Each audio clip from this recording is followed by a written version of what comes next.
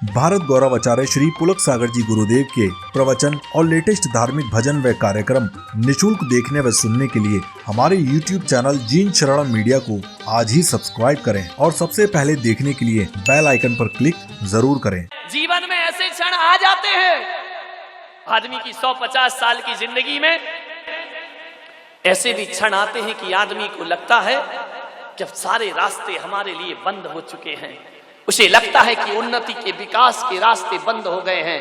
कभी कभी आदमी को लगता है जब बार बार असफलताएं मिलती हैं तो मन के अंदर एक नकारात्मक सोच पैदा हो जाती है, मैं कुछ भी कर लूं मैं सफल नहीं हो सकता हूं। और आदमी को लगता है कि अब मेरे सारे रास्ते बंद हैं, एक ही रास्ता उसे दिखाई देता है, वह दिखाई देता है कि जीवन लीला खत्म कर लेना चाहिए, आत्महत्या कर लेना चाहिए। एक बात ध्यान रखना, सफलताओं के रास्ते पूरी तरह कभी बंद नहीं हुआ करते हैं।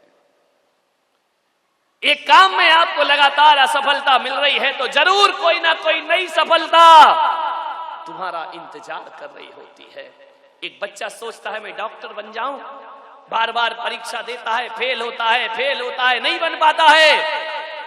तो बच्चे को ये मत बोलो कि तेरी तो जिंदगी बर्बाद हो गई, तूने तो जीवन बर्बाद कर लिया। ऐसा मत डालिए अपने बच्चों के दिमाग में। क्या एक बच्चा डॉक्टर नहीं बनेगा तो वो अपनी जिंदगी नहीं जी सकता है? क्या और तरीके नहीं है जीवन जीने के? क्या डॉक्टर या इंजीनियर बनना ही जीवन है? नहीं मेरे भाई, इस दुनिया में लोहा बेचने वाला टाटा बन जाता है और जूता बेचने वाला बाटा बन जाया करता है। ध्यान रखिए, कौन कहता है एक जूते चप्पल बेचने वाले बाटा इंडस्ट्रीज के मालिक बन जाते हैं और एक लोहे का भंगार बेचने वाला टाटा स्टील का मालिक बन जाया करता है। आप सोचिए, इतने जल्दी हताश। एक बच्ची मेरे पास आई, हिंदू समाज की वह बच्ची, और उसने आकर के मुझे प्रणाम किया। बोले महाराज मैं आपका एहसान जीवन में नहीं भूलूंगी। मैंने कहा मैं तो तुझे जानता नहीं। बोले मैं भी आपको नहीं जानती। तो मैंने कहा फिर एहसान कैसे हो गया? बोले आज मैं जिंदा खड़ी हूं तो आपकी वजह से जिंदा खड़ी हूं। मैंने कहा ऐसा क्या हुआ तेरे जीवन में? आज जो जीवन मुझे मिला है वो आपकी देन है महाराज। मैंने कहा ऐसा क्या हो गया? बोले मैंने 12th का एग्जाम दिया और एक पेपर में नंबर कम आ गए, मैं आत्महत्या करने के लिए तैयार हो गई।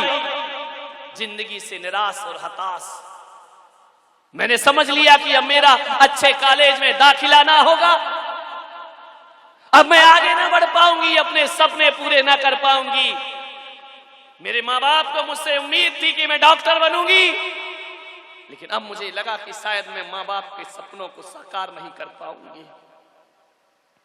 मैं आत्महत्या करने के लिए जा रही थी, लेकिन अचानक मेरी पड़ोसिन ने मुझे आपकी एक पुस्तक दी जिसका नाम था आत्महत्या, और उसने कहा कि तुझे आत्महत्या करना है तो कर लेना, लेकिन करने के पहले मैं चाहती हूं कि इस पुस्तक को एक बार तू जरूर पढ़ ले।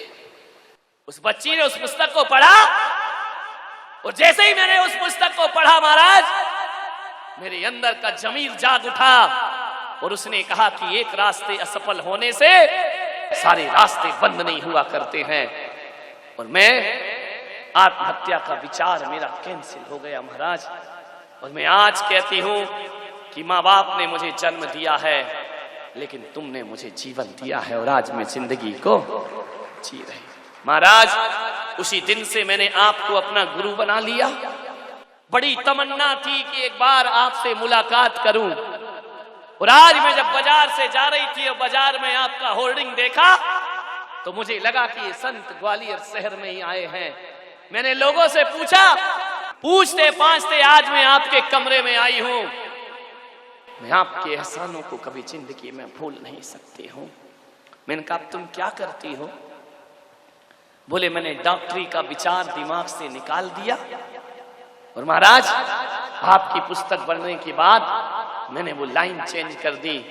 मैंने कहा एक घर उजड़ता है तो 1000 घर इंतजार करते हैं, कोई दिक्कत नहीं है, एक रास्ता बदल जाए 1000 रास्ते हमारा इंतजार करते हैं। जिंदगी एक चौराहा है, एक रास्ते पर मंजिल ना मिले तो 3 रास्ते हमारा और इंतजार कर रहे हैं। इसके लिए जीवन की लीला को खत्म नहीं करना चाहिए। मैंने अपना दिमाग बदला और महाराज मैंने सीए किया।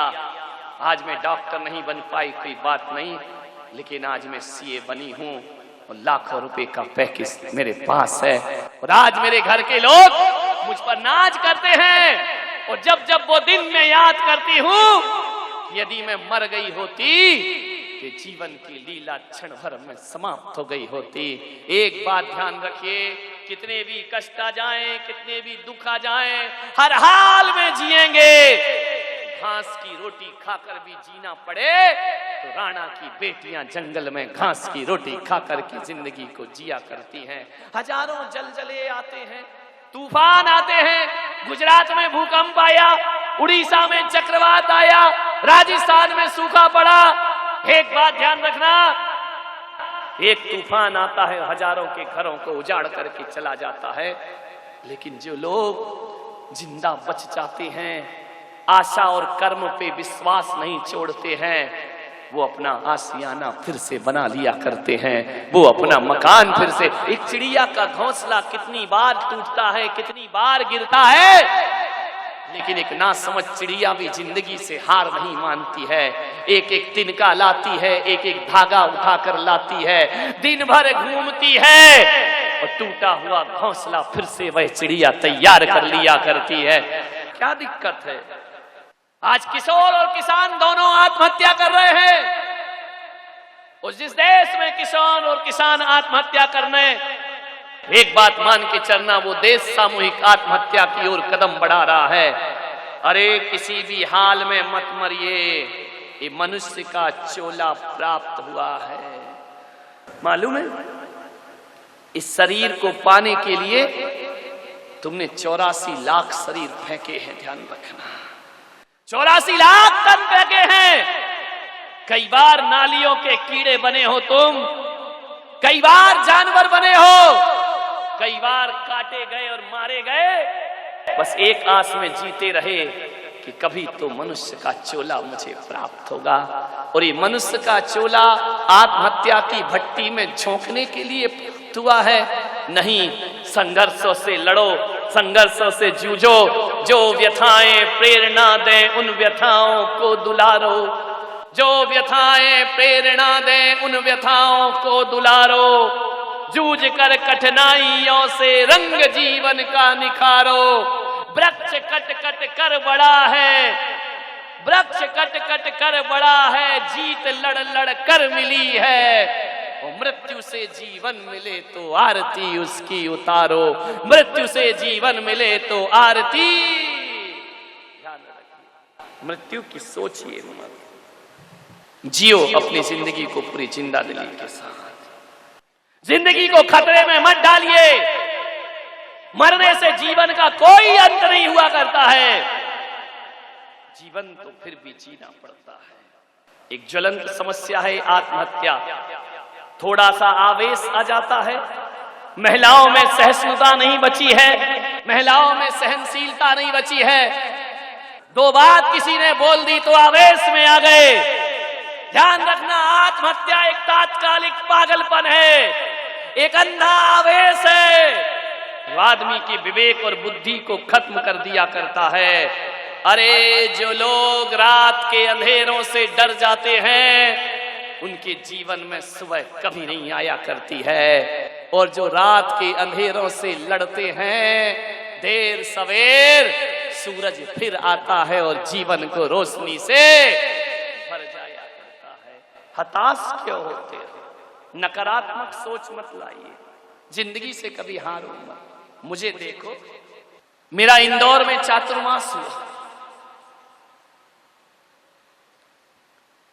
और इंदौर में चातुर्मास होने के बाद जब पहला चातुर्मास हुआ, मेरे घुटने खराब हो गए, मुझसे चलते नहीं बने। डॉक्टर ने कहा कि आप सीढ़ी नहीं चढ़ेंगे, आप जमीन पर नहीं बैठेंगे, आप आसन नहीं लगा सकते। बहुत दिक्कत हुई, चला, बहुत जांच हुई, मेरी मेडिकल जांच हुई, सोनोग्राफी हुई, एमआरआई हुई, सब कुछ हो गई, कोई जांच बाकी नहीं बची। इंदौर के बड़े से बड़े अस्पताल में मेरी जांच की गई। पूना के एक डॉक्टर संचेती, बहुत बड़े हड्डियों के डॉक्टर, उनको इंदौर बुलवाया गया। उन्होंने कहा कि अपनी जिंदगी से खिलवाड़ मत करो, शरीर को सताकर कभी भगवान मिलता है क्या? एक काम करो, अपने घुटने चेंज करा लो।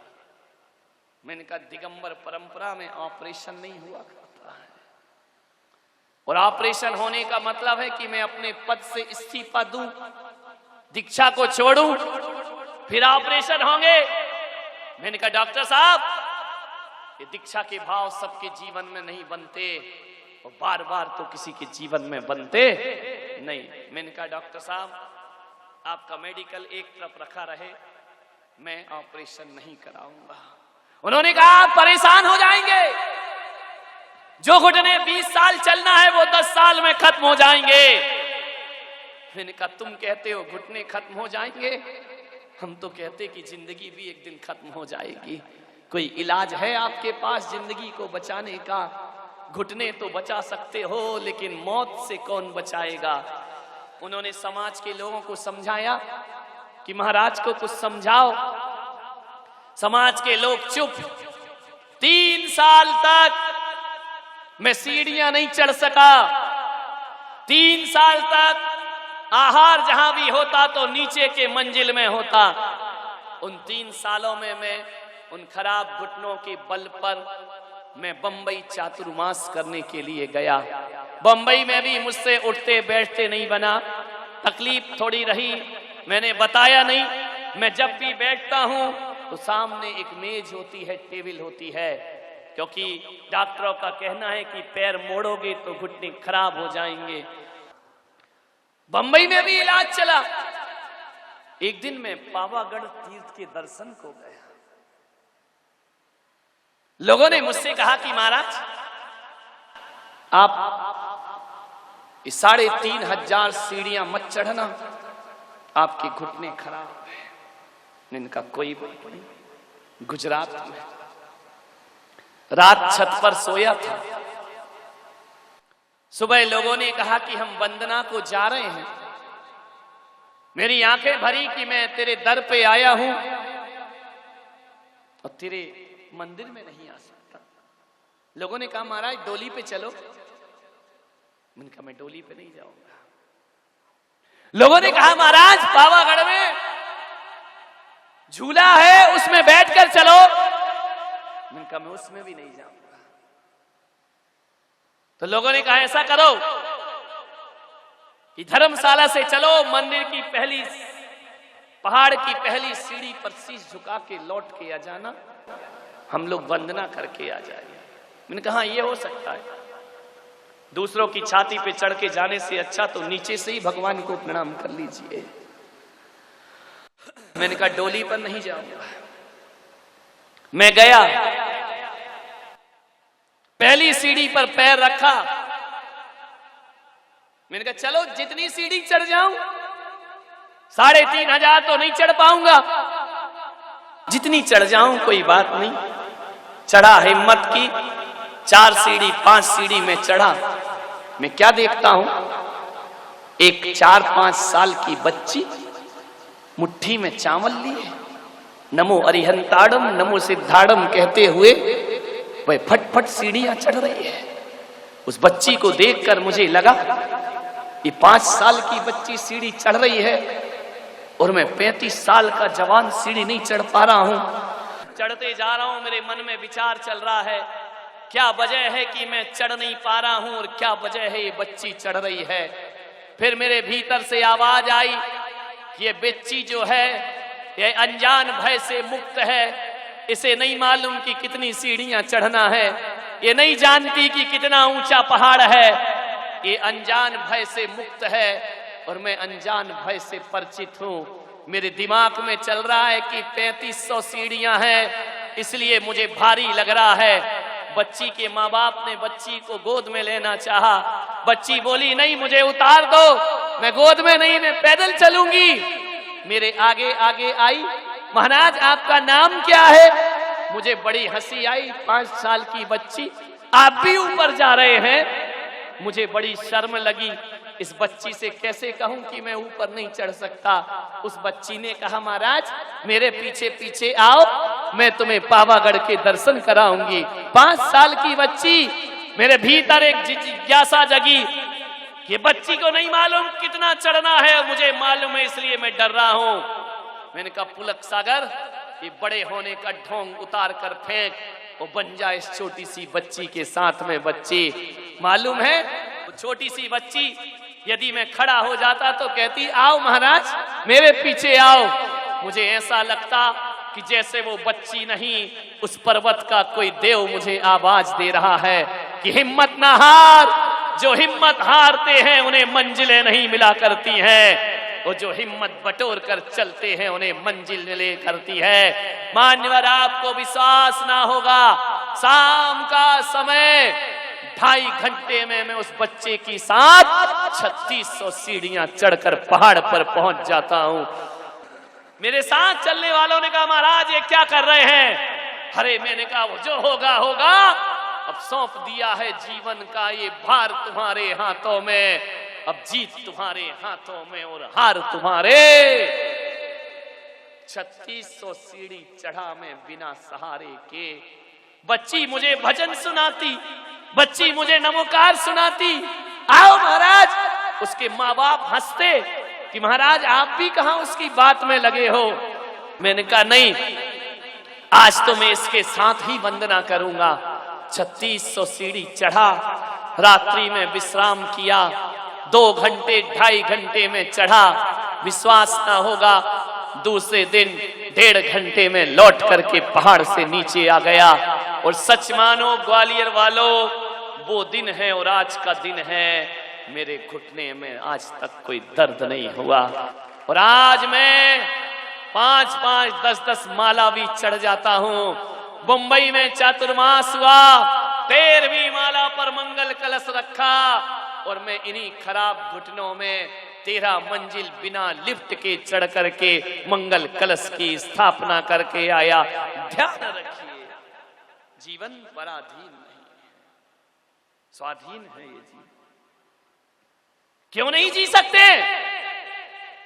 जो काम 2 किडनी वाले नहीं करते हैं, वो काम ये पुलक सागर 1 किडनी वाला करके आपको दिखा रहा है। ध्यान रखिए, मेरी जन्मजात 2 किडनी नहीं, 1 ही किडनी है। ध्यान रखिए, उसमें भी इन्फेक्शन।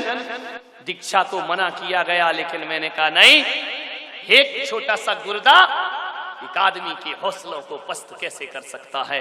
ध्यान रखिए, दुनिया की कोई ताकत तुम्हारे हौसलों को पस्त नहीं कर सकते हैं।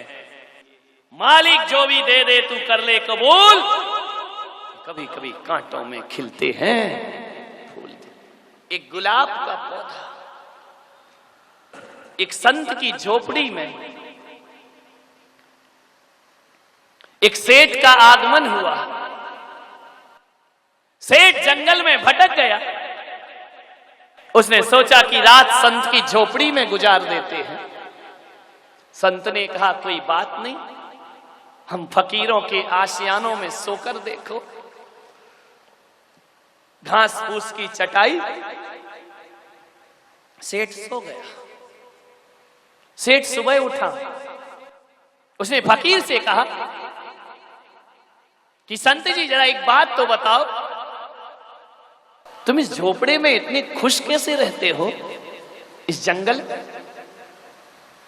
मैं अपनी कोठी में खुश नहीं रहता हूं, इस जंगल में कभी तो मन हताश होता होगा तुम्हारा, कभी तो मन में पश्चाताप होता होगा।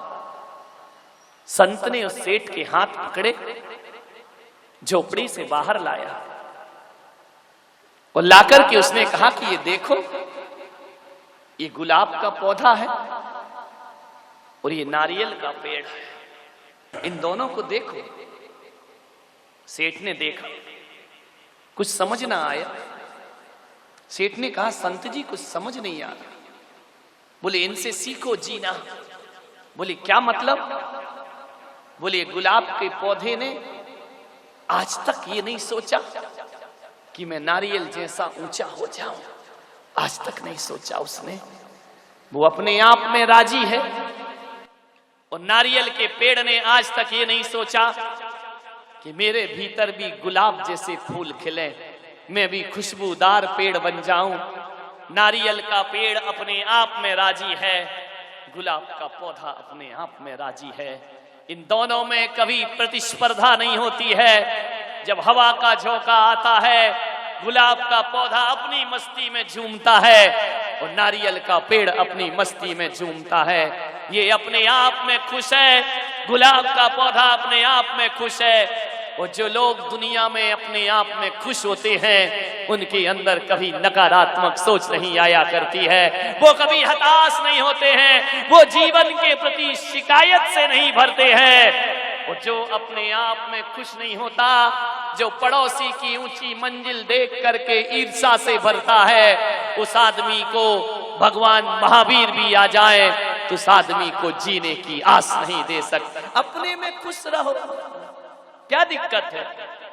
जो मिला है उसमें आनंदित रहो। एक बात ध्यान रखना, जब भौतिक सफलताएं किसी को जीवन दे नहीं सकती हैं, तो भौतिक असफलताएं किसी का जीवन ले भी नहीं सकती हैं। क्या दिक्कत है?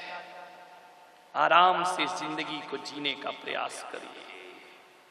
राजी हैं हम उसी में जिसमें तेरी रजा है, और यहां यूं भी वाह वाह है और यहां त्यों भी वाह वाह। यदि मैं सोचूं कि ग्रस्त सुखी है, तो बोलो मेरा सन्यास दुखी हो जाएगा या नहीं हो जाएगा?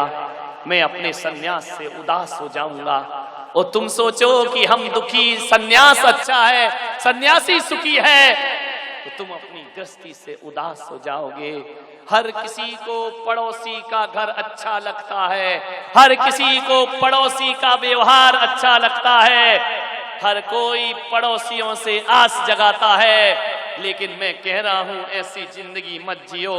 ये मत बोलो कि अमेरिका सुखी है, ये मत बोलो कि पड़ोसी का घर सुखी है। ये संकल्प लो कि हम आज से ही अपने घर को सुखी बनाने का प्रयास करेंगे, अपने जीवन को बनाने का। क्या दिक्कत है? सोने की चैन नहीं है तो इसमें दुखी होने की क्या जरूरत है? सोने का कंगन नहीं है तो इसमें दुखी होने की क्या जरूरत है? अरे आकाश का सूरज चमकता होगा, ऐ जुगनू तू उसकी रोशनी से परेशान ना हो। ध्यान रखिए, ये सोच करके सुखी हो जा कि ये आकाश के सूरज तू चमक ले 12 घंटे, उसके बाद तो अंधेरों को रोशन ये जुगनू ही किया करता है, ये दीप ही किया करता है। कोई बात नहीं, सूरज ना बन पाए तो बनकर दीपक जलता चल,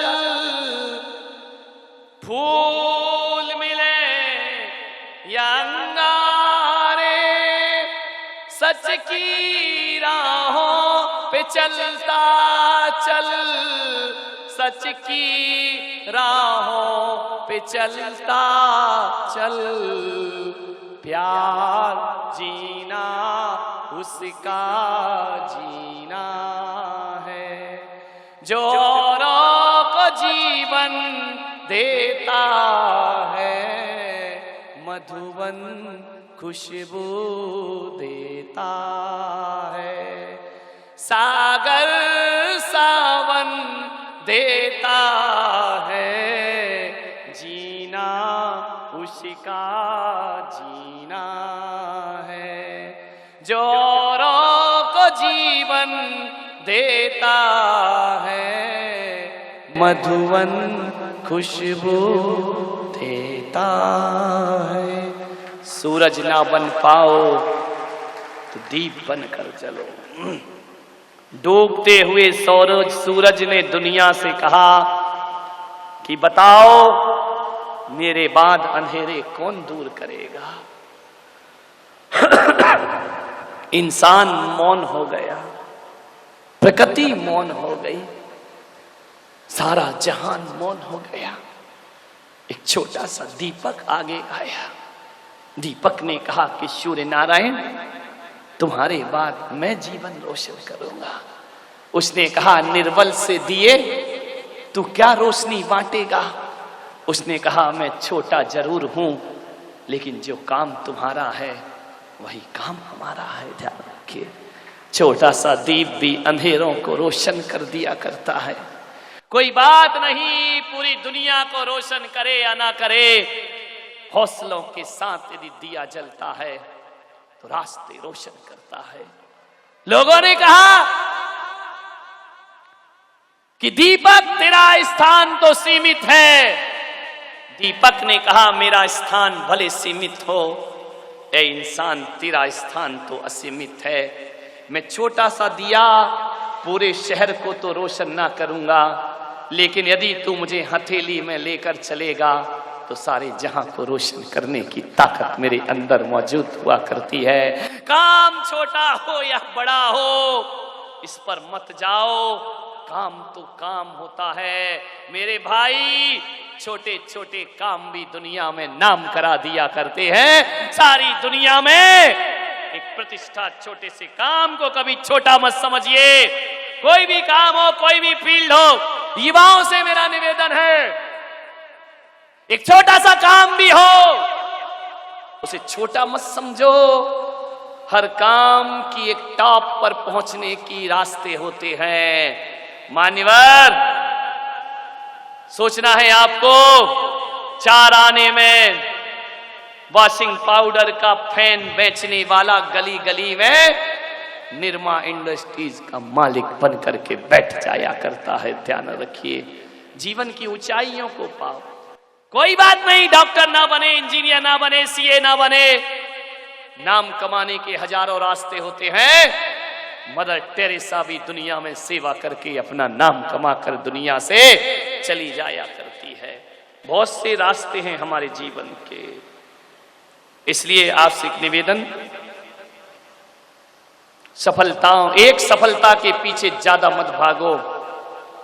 एक सफलता के पीछे ज्यादा भागोगे तो उसमें पड़ी हुई 1000 सफलताएं तुम्हारा दामन छोड़ देंगी। ध्यान रखिए, हर तरह की कला। मेरे गुरु थे, मेरे शिक्षक थे स्कूल में, उन्होंने मुझसे कहा कि जानते हो जीवन सफल किनका होता है। मैंने कहा किसका होता है। 72 कलाएं बोले तुम्हारे ऋषभ देव ने सारी दुनिया को दी हैं। हर कला में तुम्हारा प्रवेश होना चाहिए। जीवन में सफलता केवल नौकरियों से और डिग्रियों से नहीं मिलती है।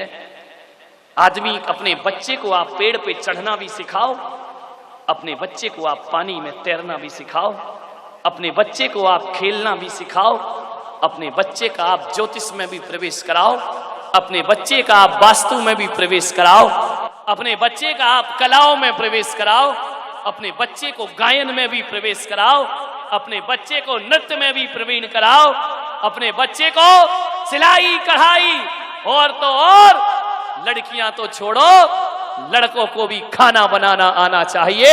आदमी को हर कला सीखना चाहिए। और मैं कहता हूं 72 में से यदि 40 कला भी आपके बच्चे को आ गई, दुनिया के किसी भी कोने में चला जाए, बच्चा कभी भूखा नहीं मर सकता है। ध्यान रखना, सफलताएं उसके पीछे पीछे भागेंगी।